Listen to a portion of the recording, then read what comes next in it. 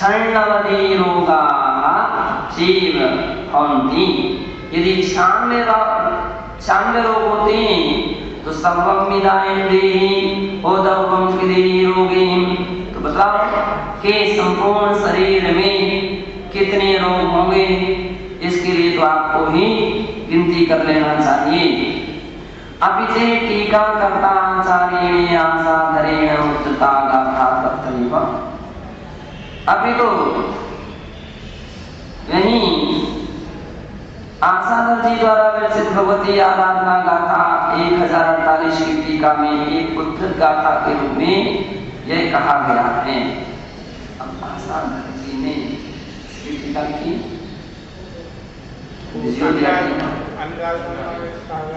ये तो भगवती आराधना की बात आ रही है, तो इसलिए प्रश्नवाचक पंचेवैकोरियो भवन्ति तयख्यसक्तिलक्षायम् नानारित सहस्रा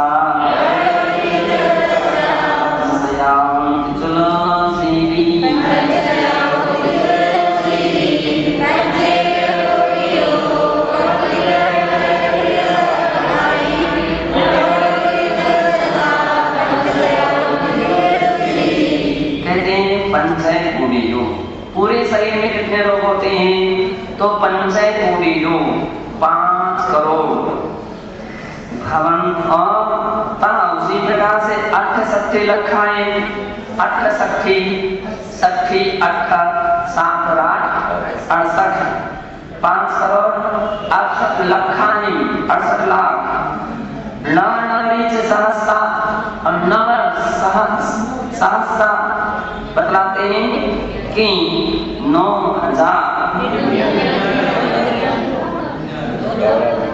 नवरी अर्थात 99,000 पंचशया 800 चुलसीदी रोगावंती। चुलसीदी यानी 84 रोग हुआ करते हैं। सीधा अर्थ हो गया, एक शरीर में 5 करोड़ 68 लाख 99,584 रोग होते हैं। कराओ इलाज, किन का करा सकते हो, खाओ दवाई, कितनी दवाई ले सकते हो, बुलाओ वैद्यों को, डॉक्टरों को, कितने रोगों के इलाज कर सकते हो। इसलिए संत जन शरीर को देखते ही नहीं है कि शरीर को देखेंगे तो निश्चित बीमारी नजर आएगी। जो शरीर पर जिसका ध्यान है, शरीर पर जिसका उपयोग है, वो तो कभी अपना कल्याण नहीं कर सकता, उसका ध्यान नहीं छूट सकता है। निरंतर पीड़ा चिंतन बनी रही,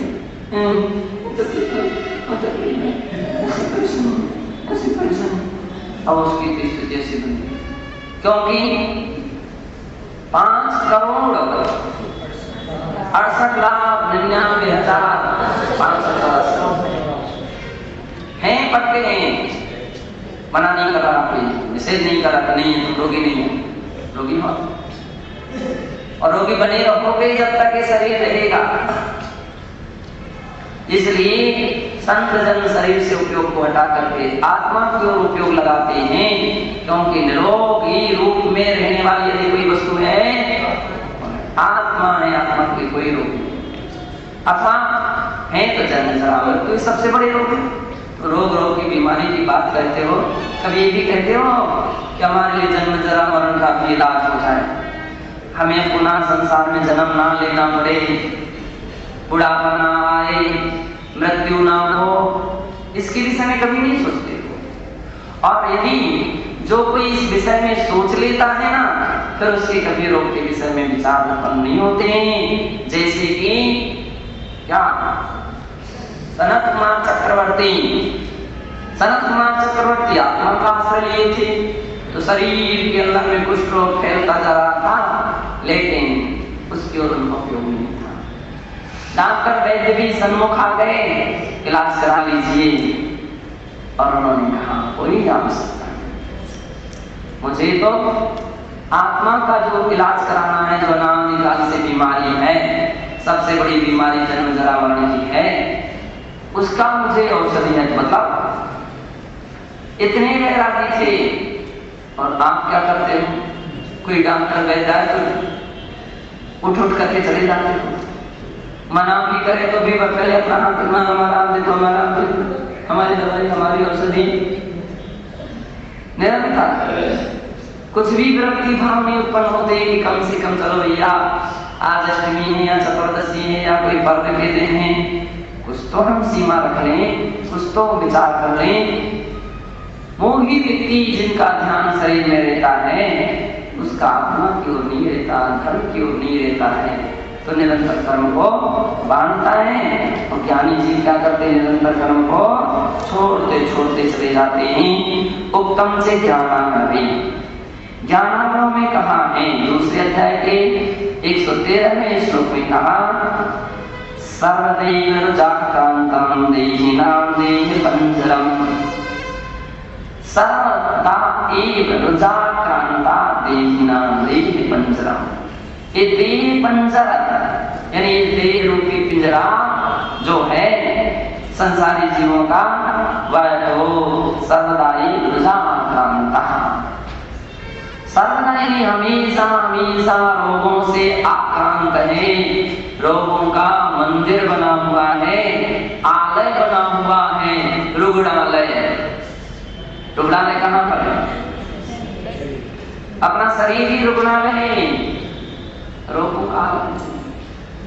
इति पाप कर्मोदय जाताया रोग वेदनाया शांति औषधीय भी अभी कर्तुम ना शक्यते। कहते हैं पाप कर्म के उदय से उत्पन्न होने वाले जो रोगों की वेदना है उसमें शांति औषधि भी अभी कर्तुम ना शक्यते। तो उन कर्मों के उन रोगों को उसकी शांति औषधियों से कभी नहीं मिल सकती, कहीं नहीं मिल पाती। वे रोग औषधियों से भी समन हो पाते नहीं है। ऐसे ऐसे जीवों के अंदर में रोग होते हैं, संपूर्ण रूप में हर प्रकार के रोगों का इलाज आत्मा का संभव नहीं हो पाता है, नहीं हो पाता है। अगर सभी प्रकार के रोगों का इलाज हो जाए तो फिर तो आदम की बात गलत हो जाएगी कि 5,68,99,584 ये बात व्यर्थ हो जाएगी। तो सभी प्रकार के रोगों का इलाज नहीं हो पाता है, इसलिए ज्ञानी जन उस इलाज में व्यर्थ का उपयोग नहीं लगाते, उसके विषय में अपना समय को बर्बाद नहीं करते। आपका ध्यान अगर उसमें उपयोग चला रहेगा, पीड़ा चिंतन नवकार को ध्यान बना रहेगा और आपका ध्यान संसार का कारण बना रहेगा, तो ज्ञानी जी सोचते हैं इससे तो संसार बढ़ेगा। अब मेरे पाप कर्म का उदय से रोग हो गए हैं तो अपना फल दे करके जाएगा। और सत्य तो ये है दबाने से रोग समाप्त नहीं होता है, वो फिर उखड़ाता है। इसलिए उसको समूल नष्ट करने के लिए तपस्या करना चाहिए, रत्नत्रय जैसी आराधना करना चाहिए, इससे सारे रोगों का इलाज हो जाएगा। ऐसा यहाँ आचार्य महाराज ने कहा। शेष कथन भी आगे